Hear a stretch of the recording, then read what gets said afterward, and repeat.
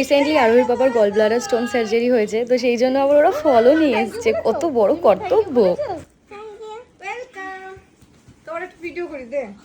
কেমন আমি লজ্জা পাইতাছি, আমার বান্ধবী কোন আইছে, আমি লজ্জা পাইতাছি।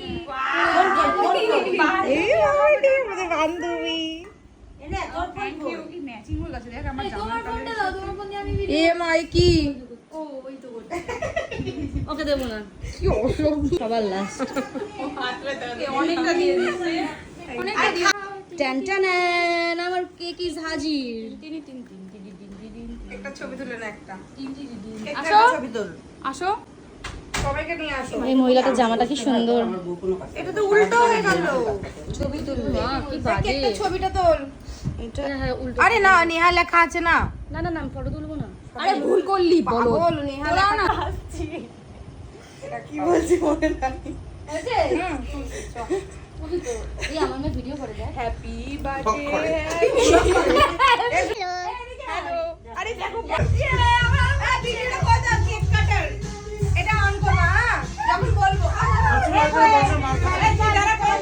দাঁড়া। ওরে নে ওরে।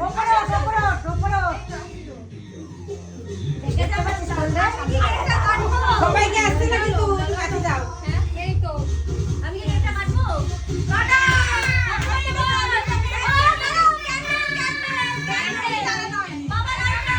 পরের দিন তো দাঁড়াতে পারলাম। বার্থডে গো ও হ্যাপি বার্থডে টু ইউ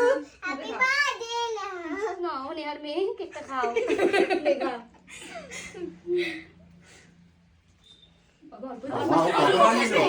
দিদি এক কামড় তো